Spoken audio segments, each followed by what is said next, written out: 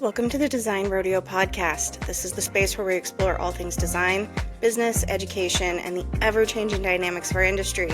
Whether you're a seasoned professional, an up-and-coming designer, or just curious about the creative field, this podcast has something for you. With over 15 years of experience as a designer, leader, and educator, I'm here to share insights, spark meaningful conversations, and help you thrive in your design journey. If you're looking to expand your skill set and build your career, check out our educational courses and resources at designrodeo.com. My name is Lisa Garrell. Let's dive in.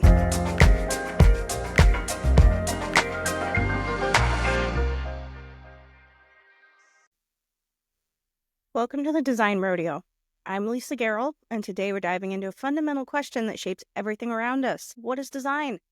Before we jump in, let me introduce myself. I've spent 15 years in the design industry and a decade in people management. Through those years, I've developed a deep understanding of how design thinking can transform organizations. Today, I'm passionate about helping designers and tech professionals understand and communicate the strategic value of design in driving business success.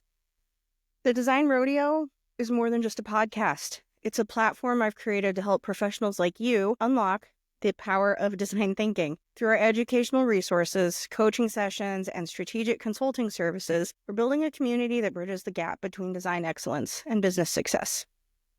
Now, let's tackle our big question. What is design? At its core, design is about solving problems for people. Think about it.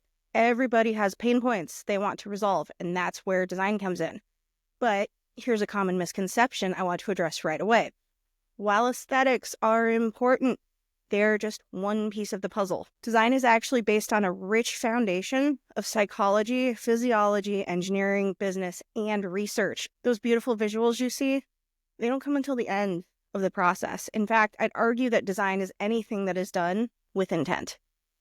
Let me explain what I mean by intent. So, when we talk about intentional design, we're referring to deliberate choices made to achieve specific outcomes. This can be as complex as designing a user interface for a banking app, or simple as arranging furniture in a room.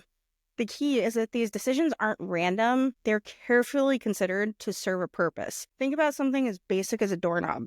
Its shape, size, placement, and mechanism were all designed with intent to be easily graspable, to clearly indicate how it should be used, and to effectively open and close a door. Even the sound it makes when it latches was likely a conscious design decision to provide feedback to the user. This intentionality in design extends to every aspect of our lives. From the layout of grocery stores to the placement of buttons on your phone, each element has been thoughtfully considered to serve a purpose or solve a particular problem. Let me break that down. Design always requires a goal. It's about solving user problems. And here's something that might surprise you. Every human utilizes design in their daily life, whether they realize it or not. So what makes good design? First, it helps someone meet their goals. When we say a design helps someone meet their goals, we're talking about enabling users to accomplish what they set out to do efficiently and effectively. This could be as simple as finding the right button to press, or as complex as completing a multi-step business transaction. Good design anticipates user needs and provides clear pathways to achieve desired outcomes. For example, if someone's goal is to send a message on their phone, good design ensures they can easily find the messaging app, compose their text, select a recipient, and send the message without confusion or unnecessary steps. The design supports their goal by making each step intuitive and straightforward. Second, there's no noticeable friction in the experience. When we talk about friction in design, we mean any obstacles or difficulties that get in the way of a user completing their task.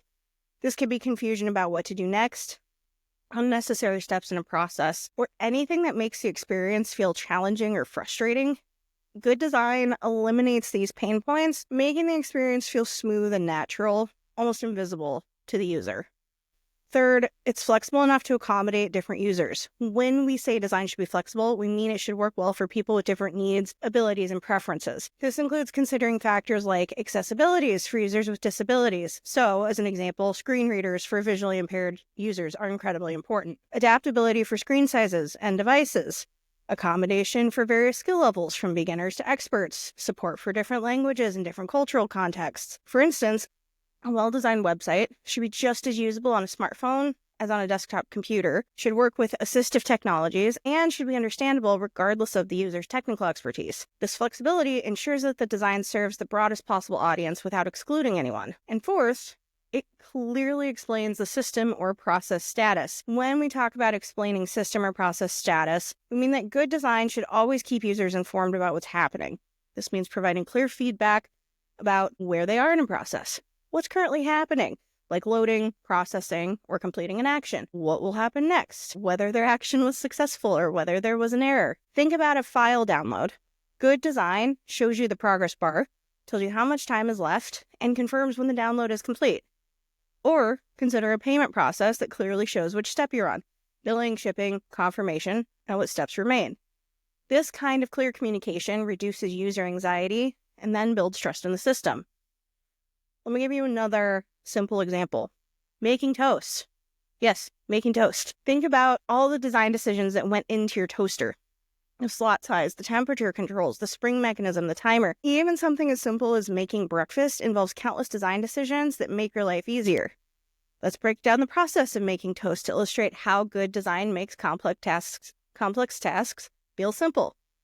Approaching the toaster. Without conscious thought, we recognize the toaster's purpose from its shape and placement. The design communicates, I toast bread, through its familiar form. Loading the bread.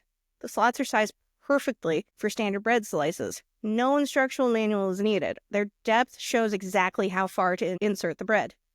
Starting the toast. Most toasters use either a lever or a button positioned prominently where you'd naturally reach for it. The mechanism provides clear feedback, physical resistance, then a satisfying click when engaged.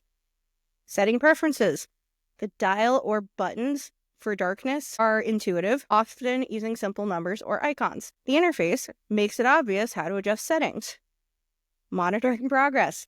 The toaster communicates its status. We can smell the toast, sometimes see it browning, and hear it working. These sensory cues let us know everything's working as intended. Then, completion. A distinctive pop sound signals our toast is ready. There's no need to watch or time it. The toast rises high enough to grab safely, but not so high it launches out. This everyday task feels effortless because every step has been carefully designed to work with our natural instincts and expectations.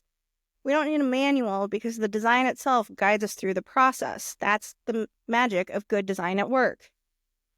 This brings me to a very crucial point. Design is actually a scientific process. It's not just about making things look pretty, though that's certainly part of it. It's about understanding problems, testing solutions, and iterating based on results. That's why designers should be viewed as strategic partners in your companies. We're not just here to make things look good, we're here to solve problems, improve user experiences, and drive business success. As we wrap up this episode, I want to leave you with one key takeaway. Design is in everything. Once you start looking for it, you'll see it everywhere, from your coffee maker to your favorite app, from your car's dashboard to your office chair. Thank you for joining me for this first episode of the Design Rodeo. If you found this valuable, please subscribe and share with others who might benefit. Until next time, keep designing with purpose.